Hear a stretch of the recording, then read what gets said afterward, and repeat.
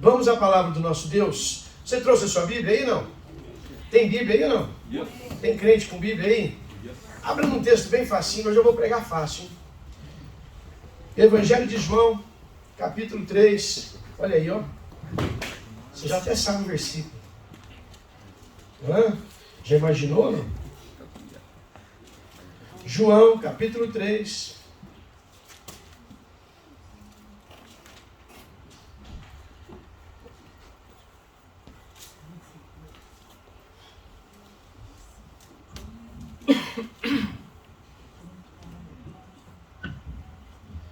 Versículo 12 em diante. Quem encontrou aí, diga amém. Amém. Amém. Amém. Muito bem. Versículo 12 diz assim: Eu falei de coisas terrenas e vocês não creram. Como crerão se falar de coisas celestiais? Ninguém jamais subiu ao céu, a não ser aquele que veio do céu, o Filho do Homem. Da mesma forma como Moisés levantou a serpente no deserto, assim também é necessário que o Filho do Homem seja levantado, para que todo aquele que nele crer tenha a vida eterna. Porque Deus tanto amou o mundo, que deu o seu Filho unigênito, para que todo aquele que nele crer não pereça, mas tenha a vida eterna.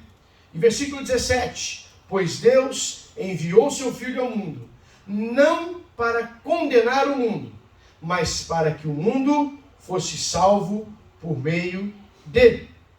Quem nele crê não é condenado, mas quem não crê já está condenado, por não crer no nome do Filho unigênito de Deus. Feche seus olhos um minuto. Deus amado e santo, nós, nesta manhã, queremos mais uma vez colocar diante do Senhor as nossas vidas, nossos corações. Pedir a Ti, ó Deus, que nos dirija neste momento e que a Tua palavra fale conosco, fale aos nossos corações, que ela vá de encontro ao coração de cada um que aqui se encontra e que ela possa encontrar abrigo nesse coração e que ela possa ali nesse coração frutificar a 30, a 60, a 100 vezes mais daquilo que o Senhor tem plantado em nossas vidas, Pai. Nós te adoramos, nós te bendizemos nessa manhã, nós te exaltamos por tudo o que o Senhor fez até aqui e pedimos que, Pai, agora neste momento, fala com cada um de nós, em nome de Jesus. Amém, amém e amém. Amém, queridos?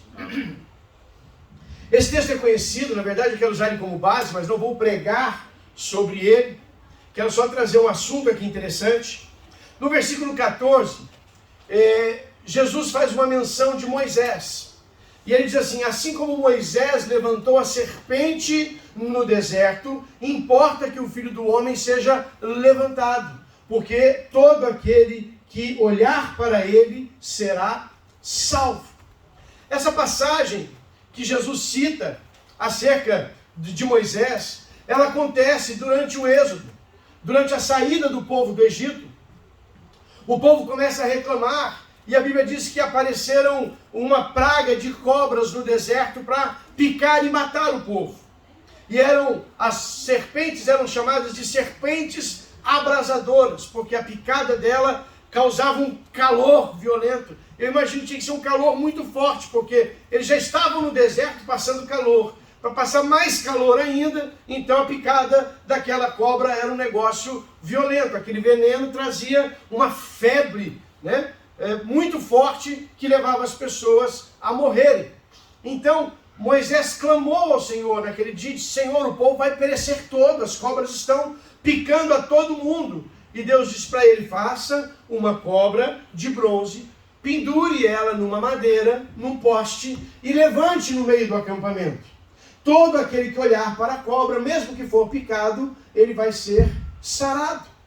Então ali Moisés faz um desenho daquela cobra, coloca ela sobre um mastro, levanta no meio do deserto, e quando as pessoas eram picadas, elas olhavam para aquela serpente de bronze que Moisés tinha feito, e elas eram saradas e curadas. E Jesus agora, milhares de anos depois, vem colocar para nós a mesma situação. Mas ele vai dizer agora que não é uma serpente que vai ser levantada. Vai ser uma serpente de bronze. Mas ele diz assim, importa também que o Filho do Homem seja levantado. E então todo aquele que olhar para ele será salvo. O que Jesus estava dizendo sobre o Filho do Homem ser levantado? Jesus estava predizendo a morte sua na crucificação. Ali na crucificação, se você já assistiu filmes, você tem uma ideia do que aconteceu. Eles são pregados na cruz, a cruz ainda está no chão, eles deitam a pessoa sobre a cruz, pregam ela na cruz, amarram ela na cruz, e depois eles levantam aquela cruz e estacam ela no chão, para que ela fique fixa. Então, Jesus está dizendo sobre a sua morte, ele está dizendo, importa também que o Filho do Homem seja colocado no madeiro, levantado, e então todo aquele que olhar para ele será salvo. Jesus estava dizendo para nós sobre a cruz, e é sobre a cruz que eu quero falar nesta manhã. É sobre a cruz do Calvário, sobre a cruz de Cristo, que eu quero falar com os irmãos nesta manhã. Na verdade, eu preparei uma série de 3 mensagens que eu vou ministrar nos próximos dias, que elas vão falar de 3 coisas muito importantes da vida de Deus, do Evangelho do Senhor para nós, mas que nós às vezes deixamos de lado ou deixamos de dar a importância necessária que aquilo realmente tem. E uma dessas situações é a cruz, não é? Nós perdemos o respeito, vamos dizer assim, pela cruz do Senhor. Nós perdemos o amor que a gente tinha pela cruz do Senhor. Nós não olhamos mais para a cruz como o lugar do sacrifício. Parece que a cruz virou um objeto pendurado na parede. Alguns têm na sua casa uma cruz pendurada na parede. Alguns trazem uma cruz pendurada numa corrente no seu pescoço. Mas virou só uma cruz. E a gente esquece do instrumento que a cruz é. Não só para a morte, para a condenação do Senhor Jesus, mas também o benefício que ela traz para mim. Eu e você fomos beneficiados pela cruz. E isso nós não podemos esquecer. Então eu vou trazer 3 mensagens nos próximos domingos, com exceção do domingo que vem, nós temos o especial, o pessoal está chegando. Nós vamos falar sobre a cruz, nós vamos falar sobre o sangue, e nós vamos falar sobre o nome de Jesus. Nós precisamos entender que essas 3 coisas são extremamente importantes para nós vivermos uma vida no Evangelho de forma vitoriosa. Você não tem um Evangelho vitorioso se você não souber o que significa a cruz de Cristo. Se você não souber o que significa o sangue de Cristo. E se você não souber o que significa o nome de Cristo. Então nós vamos estudar essas três situações para trazer de novo, lembrar para o nosso coração aquilo que é importante para a nossa fé. Então a cruz do Senhor ela tem uma importância muito grande. Muitos de nós às vezes não entendem, pastor, mas por que colocaram tadinho de Jesus na cruz? Por quê? Não é? A Igreja Católica por um tempo perseguiu os judeus, matando os judeus porque disseram, vocês mataram Jesus na cruz. E por conta disso promoveram guerras contra os judeus. No começo do Evangelho, as pessoas também ficaram chateadas com os sacerdotes, com os escribas, porque eles condenaram Jesus à morte. Mas eles não entenderam que tudo aquilo era necessário. A morte de Jesus era necessária. Eu amo Jesus, mas eu precisava que ele morresse por mim. Eu precisava que ele morresse por mim. Então, se Jesus estivesse vivo, não tivesse morrido, vivo ele está, perdão. Se ele não tivesse morrido naquela cruz, eu e você não estaríamos aqui. Eu e você não estaríamos aqui. Nada valeria a nossa fé. Por quê? Nós íamos estar fazendo o mesmo que os judeus fizeram por mais de 2, 3 mil anos e não alcançaram salvação. Nós íamos estar fazendo sacrifício de animais a Deus até hoje, só para encobrir o nosso pecado, e não para tirá-lo de nós. Porque a Bíblia nos ensina que o cordeiro que eles sacrificavam, aquele sangue, era aspergido sobre a arca e sobre o altar, e aquele sangue ele encobria o pecado do povo. Então, se eu tinha algum pecado, eu pegava um animal, levava até lá, fazia o sacrifício, e aquele sangue tinha um ritual todo, irmão. Ele tinha que pegar uma parte do sangue com um dedão. Ele passava no lóbulo da tua orelha. Ele passava na ponta do dedão do pé, para te marcar com o sangue, para que você pudesse ter seu pecado encoberto pelo sangue daquele cordeiro. Mas João, quando vai apresentar Jesus no primeiro capítulo deste mesmo livro que nós estamos lendo, ele vai dizer o seguinte: eis aí o Cordeiro de Deus, que tira o pecado do mundo. Não é mais o Cordeiro do homem que encobre um pecado, agora é o Cordeiro de Deus, que tira o pecado do mundo. Então a cruz, ela era um instrumento necessário para que houvesse o sacrifício do Senhor, e no sacrifício dele, eu e você fôssemos beneficiados com a nossa salvação. E com muitas outras coisas que eu quero falar nesta manhã. Então a cruz, ela nada mais é do que uma revelação de amor, graça e vitória. Repete isso comigo. A cruz é uma revelação, de amor, graça e vitória. Os mais antigos, que nós não temos aqui presente, mas talvez você lembre do teu avô, né? Da tua avó, eles diziam assim: credo em cruz. Você já ouviu alguém falar isso ou não? Credo em cruz. Né? O que é isso, pastor? Nós adotamos essa palavra de uma forma errada. Quando eu falo credo, você pensa logo numa coisa ruim, não é isso? Ah, vou comer uma comida ruim. Credo, que comida ruim. Você já falou isso ou não? Já ouviu essa expressão? Credo, que lanche horrível. Não é? Só que credo virou essa palavra pejorativa para algo ruim, mas não é correto. A função da palavra credo vem de crer. Eu creio, eu tenho um credo, eu acredito em alguma coisa. Então os antigos diziam, credo em cruz, ou seja, eu creio na cruz. Eu creio na cruz. Creio na cruz. E logo fazia o sinal, né? Credo em cruz. Né? Como se o sinal fosse mover alguma coisa. O sinal da cruz não muda nada para você, querido. Não adianta você ficar aí, ó. Né? Não adianta. Ai, pastor, mas eu vi um negócio estranho ali, eu fiz assim, para me proteger. Não, não vai resolver. Não é a cruz que te protege. É quem morreu nela que protege. É quem morreu nela que protege. É o sangue daquele que foi derramado nela que te protege. É Ele quem cuida, é Ele quem te guarda, é Ele quem está com você em todo tempo e em todo momento. Então a primeira coisa que eu quero lembrar você é que a cruz, ela revela o amor de Deus por nós. Em João 3,16, como nós lemos, a Bíblia diz que Deus amou o mundo de tal maneira que entregou o seu Filho para morrer por nós, para morrer em nosso lugar. Quando Jesus está dizendo, importa que o Filho do Homem seja levantado, para que todo aquele que olhe para ele seja salvo. Porque se ele não fosse crucificado, nós não seríamos salvos. Nós não teríamos salvação. Então a cruz, ela não é uma expressão de castigo e dor. Ela é uma expressão de amor. Amor. Castigo e dor foi para Jesus, mas foi por amor, por mim, que ele enfrentou aquela cruz. Ele entrou naquela cruz, quem segurou, quem amarrou, quem manteve o Senhor Jesus naquela cruz não foram os pregos. Sabia disso? Não foram as cordas. Quem manteve Jesus preso naquela cruz foi o amor dele por nós.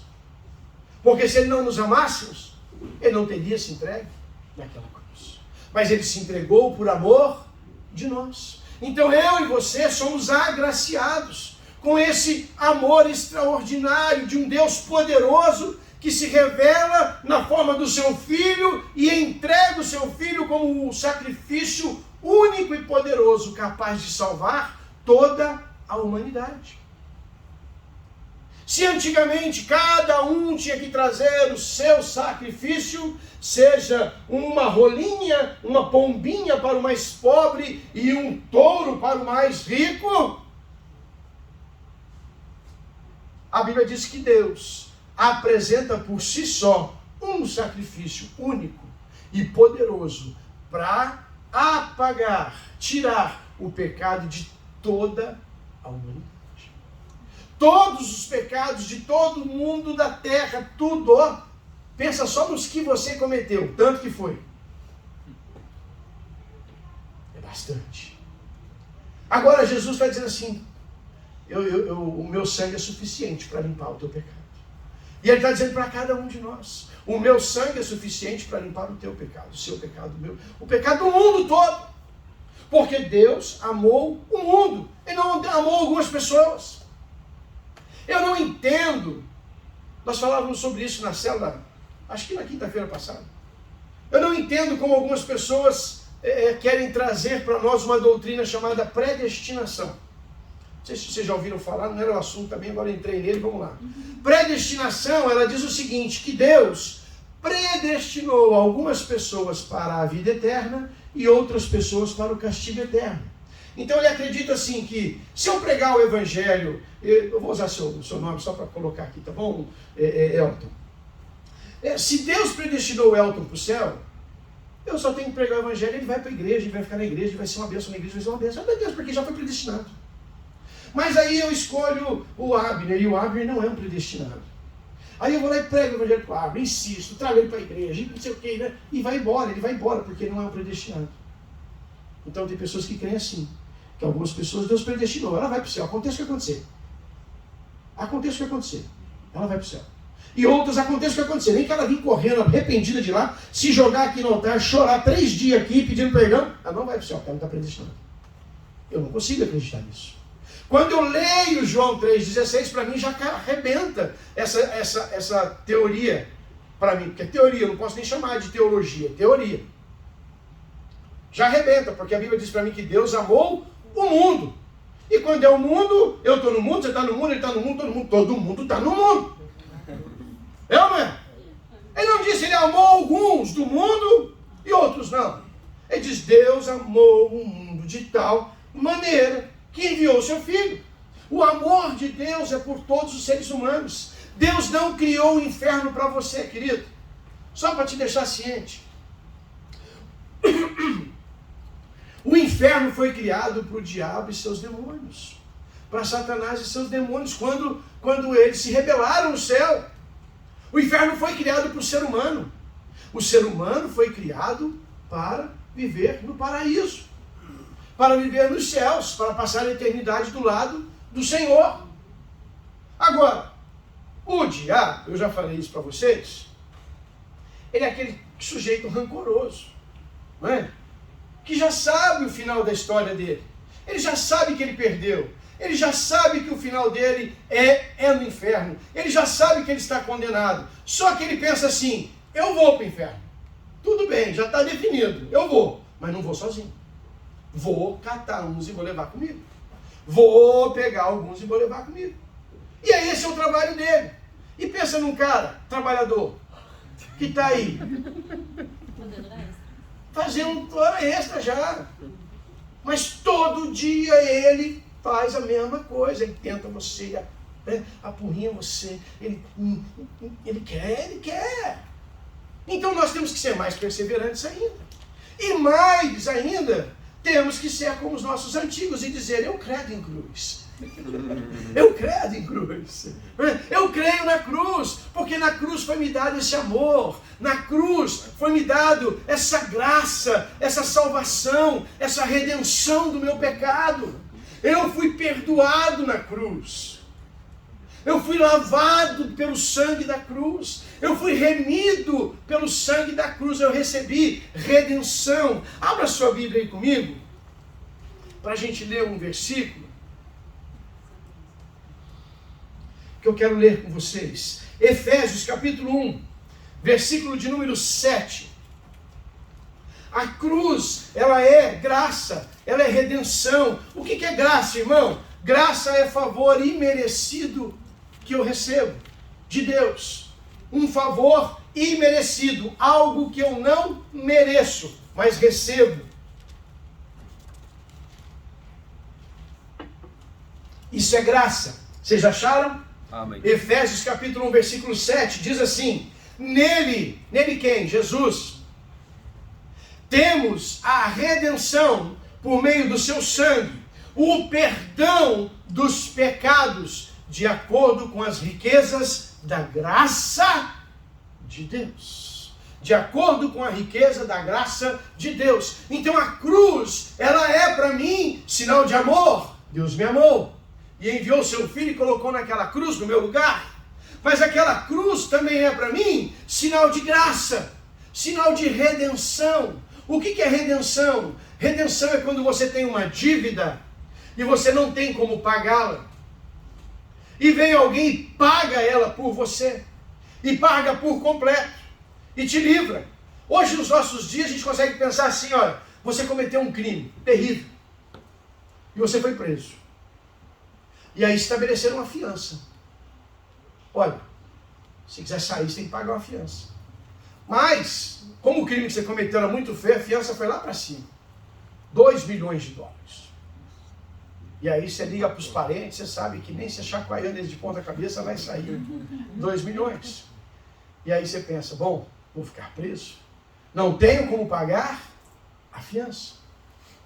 E o pior é que eu cometi um crime. Eu vou ser julgado e vou ser condenado e vou acabar indo preso de uma vez por todas. Vou ficar preso na cadeia. Por enquanto eu estou preso para averiguação. A redenção é você não ter esse dinheiro para pagar a sua fiança, mas alguém se levanta e paga para você. E mais do que isso, vem alguém e diz assim, olha, vocês estão julgando aquele rapaz ali? Fui eu que cometi esse crime. Pode julgar a mim mesmo e pode me levar para a cadeia. Eu assumo essa culpa. Eu tomo para mim essa culpa. Então é como se eu e você tivéssemos alguém que se levantasse e se colocasse para ser condenado, preso e julgado em nosso lugar. Isso é redenção, é a paga completa de uma dívida que eu teria com a justiça. E a Bíblia diz que na cruz nós obtivemos essa redenção. Por quê? Porque o seu amiguinho lá, o capiroto, ele fica anotando tudo que você faz de errado. Tudo. Pastor, esse moço deve ter um trabalho danado. Imagina! Sabe aquele caderninho de capa preta que você tinha quando você era criança? Fala assim, vou pôr você no meu caderninho negro. Não converso mais com você. O diabo tem um desse, mas imagina o tamanho deve ser. Ali ele anota tudo que você faz. E ali ele vai diante de Deus todo dia para te acusar. E dizer, ó, olha lá, tá lá na igreja lá, ó. Mas depois que saiu de lá, eu vi no boteco. Eu vi. Viu? Você não viu não, Jesus? Eu vi. Eu estava lá. Ah, Jesus, você ouviu ele louvando de manhã lá, viu? Uma benção, né? Você não viu a noite que ele estava fazendo no celular? Eu vi. É assim que ele faz. É o dia todo anotando o meu e o seu pecado. O meu e o seu erro, o meu e o seu deslize. E tudo isso ele apresenta diante de Deus assim, não, esse não merece para o céu não. Olha o que ele faz. Olha aqui. Mas nem a mulher dele acredita nele. Dá uma olhada aqui, não quer bagunça, que ele é para pronto, esse menino. E Jesus fala assim, não, eu morri pelo pecado dele. Esse pecado que você está falando aí, isso já foi pago. Isso já foi pago na cruz do Calvário. Isso é redenção. É um pagamento de todo o pecado que eu cometi. Eu recebi essa redenção e essa salvação na cruz do Senhor. A cruz é o lugar onde os nossos pecados foram perdoados. É onde nós fomos reconciliados com Deus. É onde nós fomos novamente colocados diante do Senhor, na presença do Senhor, como filhos do Senhor. É mais ou menos assim. Vou tentar contar uma historinha para você entender. Na fazenda, 2 ovelhinhas tiveram cria. E nasceram 2 bichinhos bonitinhos. Mas a mãe de um faleceu. E aí pegaram aquela ovelhinha e colocaram perto da outra que tinha tido filho também, para que amamentasse nela. Mas ela rejeitou, porque a criança, o bebezinho, a ovelhinha, não era a sua filhinha. Ela entendeu que não era a sua filhinha. E rejeitou.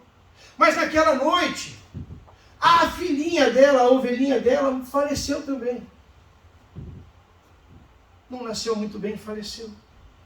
E agora, o fazendeiro tinha uma ovelha mãe falecida e um filhinho vivo. E ela tinha uma ovelha mãe viva com um filhinho morto. E que a mãe estava rejeitando. Que a mãe não, a madrasta, porque era a madrasta dele. Estava rejeitando. Aí o fazendeiro disse assim, esse menininho, essa ovelhinha vai morrer também. O que eu vou fazer? E ele tem uma ideia. Ele vai lá no campo onde está a ovelhinha morta, a filhinha daquela ovelha. Ele tira o couro daquela ovelha. Coloca sobre aquela ovelhinha que ele está rejeitando. E coloca de novo perto dela para ver se agora ela amamenta. E a ovelhinha chega toda morrendo de fome, porque está 2 dias já no jejum e na oração. E agora a mãe vai cheirar. E ela sente o cheiro da sua cria. Porque ele está com a capa daquela outra ovelhinha. E ela então aceita aquela ovelha e cria ela como sua filha. Passam-se os dias, tira-se a capa, ela acostumou e passou. Assim somos nós diante de Deus. Eu e você estávamos mortos por conta do pecado. Mortos espiritualmente, vivos aqui na carne, mas mortos espiritualmente por conta do pecado. Aí, Deus olhava para nós e nos rejeitava, porque a nossa vida estava marcada pelo pecado. Como Ele não tinha como nos aproximar de nós, porque a Bíblia diz que Deus, Ele é santo, santo e santo. E não se aproxima do pecado. Ele faz separação entre Ele e o pecado. Ele nunca pecou, nunca desejou mal, nunca teve problemas, nunca vai pecar e não gosta do pecado. Então Ele não se aproxima do pecado.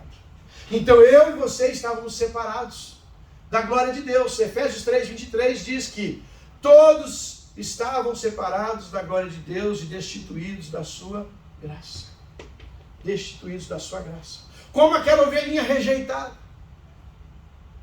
Mas aí, Deus teve um plano. Ele pegou aquele seu filho, que ele conhecia o cheirinho, sacrificou, nos cobriu com ele, e agora nos recebe. Não por nós mesmos, mas pelo aquilo que nós estamos cobertos. Aleluia. Não por nós mesmos, mas por aquilo que agora nós estamos cobertos. Nós somos cobertos pelo sangue de Cristo. E o sangue de Cristo me tira de todo o pecado. É como se Deus olhasse para mim e para você, não diretamente para nós, mas se entre Deus e você, a figura de Cristo aparece. Quando Deus olha para você, Ele não vê você, Ele vê Jesus. E te aceita. Porque Jesus morreu por você. Então quando Deus olha para mim, Ele não me vê. Ai, pastor, é isso. Não! Ele não me vê. Ele vê Jesus. Ele vê Jesus. O seu Filho amado, a quem Ele entregou para morrer em meu lugar. Então a cruz é lugar de redenção e salvação para minha e para a tua alma. Ali há perdão de pecados. Ali o sacrifício, ele perdoa, ele limpa, ele sara todo o pecado. Então eu e você somos convidados a receber a salvação e desfrutar da vida eterna novamente em comunhão com Deus. Isaías diz assim: os vossos pecados é que fazem separação entre vós e Deus. Nada nos separa de Deus. Só o pecado. Só o pecado. Pastor, eu não ouço Deus. Você já entendeu o que eu falei? Já entendeu? Pastor, parece que eu não entendo, não sinto, não percebo. Começa a separar um pouquinho das coisas do mundo e você vai ver que as coisas do céu se achegam. As coisas do céu se achegam. Amém? Amém. E terceiro ponto para a gente encerrar. A cruz, ela traz para mim também algo poderoso, porque ela traz vitória sobre o pecado e sobre a morte. É na cruz que eu sou livre de todo o pecado e de toda a morte. Eu e você estávamos condenados à morte, e morte eterna. Não só essa morte que vamos viver aqui nessa terra um dia, mas a morte eterna, separação eterna da presença de Deus. A gente não leva em consideração isso. Quem lembra de pensar isso no meio da semana? Que você vai passar a eternidade longe de Jesus. Você vai passar a eternidade num lugar que queima e arde de fogo e ranger de dente e sofrimento e tribulação. Ninguém quer nem pensar nesse assunto. Né? Pô, pastor, vai ter tanto problema, vai ter que pensar nisso também? Deveria. Deveria lembrar. Deveria lembrar. Porque de vez em quando você está caminhando para lá. Né? Você tem que olhar para o mapa, para onde você está indo direito. Olhar para esse GPS seu aí. Verificar que direção você está andando. Aonde eu estou indo? Já se perguntou? Já se perguntou? Para onde eu estou indo? Para onde eu estou levando?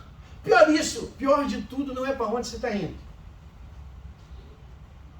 Pior de tudo é para onde você está levando a sua família, a sua casa. Vamos dizer, Elton, sentou no primeiro banco, filho exemplo.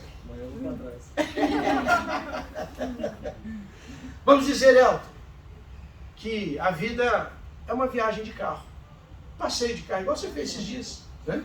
Foi para Flórida, passeou, maravilha, uma benção. A vida é um passeio de carro.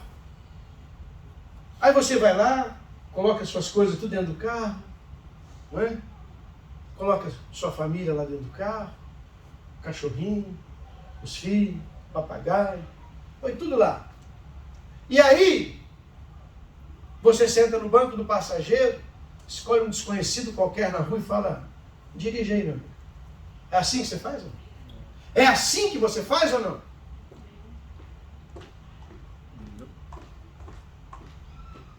Veja, se eu não tenho coragem de dar o meu carro para um desconhecido, dirigir minha família até um passeio, por que você deixa o diabo dirigir a sua vida? Ele não conhece o caminho do céu mais. Ele só conhece um caminho. Ele só conhece um caminho. Um caminho. E aí, na hora de você acordar, o carro vai estar capotando. A família vai estar se perdendo. Os filhos vão estar se bagunçando tudo. Então não dê o controle da sua vida nas mãos daquele que não te ama. Não dê o controle da sua casa e da sua família nas mãos daquele que não te ama. Dê nas mãos daquele que amou você de tal maneira que entregou seu filho para morrer no seu lugar. Então a cruz é lugar de vencer pecado e morte. Pecado e morte. Por quê? Abra sua Bíblia comigo aí para a gente encerrar. Colossenses, capítulo 2, versículo 15. Vamos ver o que Jesus conquistou com aquela morte. Pensa, o inferno estava em festa, irmão, no dia que Jesus foi crucificado. Matamos o Filho de Deus. Resolvemos o problema. Matamos aquele que veio nos perturbar. Não foi assim que o diabo recebeu ele lá em Genezaré? Foi assim que o diabo recebeu ele em Genezaré. Você lembra de Genezaré? Aquele homem que vivia nos sepulcros, aquele homem endemoniado que vivia nos sepulcros? Quando ele chega na praia, Jesus chega na praia, desce do barco, a Bíblia diz que ele vem correndo, clamando, se joga aos pés de Jesus e diz, Senhor, por que vieste aqui nos perturbar? Não é chegada ainda a nossa hora. Ele sabe que tem hora de ser julgado e ir para o inferno. Aí quando eles viram Jesus na cruz, falaram assim, matamos o Filho de Deus. Deu tudo certo, ó. Vencemos. Vencemos. Como você diz hoje, o amor venceu. Vencemos. Matamos o Filho de Deus, está tudo certo. Só que eles não viram. Eles não viram. Quando eles estavam lá no inferno comemorando, alguém chegou, meteu o pé na porta do inferno. Porque a Bíblia diz que Jesus foi ao inferno, tomou as chaves do inferno da mão do diabo, tomou as chaves do inferno e da morte. Lá ele evangelizou os mortos e subiu à presença de Deus. Entre a cruz, a morte da cruz e a ida ao sepulcro, ele passa pelo inferno e desfaz a festa que eles tinham armado. Desfaz a festa que eles tinham armado. E lá, a Bíblia diz o seguinte em Colossenses, você achou aí? Capítulo 2, versículo 15. A Bíblia diz assim, que na cruz despojou Jesus os poderes e autoridades e os expôs publicamente, triunfando sobre eles na cruz. O diabo pensou que a cruz era o fim. O diabo pensou que a cruz era a derrota de Jesus. Mas Jesus triunfa na cruz sobre o pecado. Ele triunfa na cruz sobre a morte. Ele triunfa na cruz sobre o inferno. Ele toma a chave do inferno. Ele toma as chaves da morte. E agora a morte já não tem mais poder. E o apóstolo Paulo vai escrever em Coríntios: ó morte, onde está a sua vitória? Tragada foi a morte. E Jesus, ele resolveu todos os nossos problemas. A gente diz no ditadinho popular que tem solução para tudo, menos para a morte. Mas Jesus foi lá e matou a morte. E agora eu não morro mais. A morte não tem mais poder. A morte não tem mais poder. Jesus matou a morte. Sabia disso? Você já não mais está preso à morte eterna. Você pode ter o direito de ter vida eterna, porque Jesus matou a morte.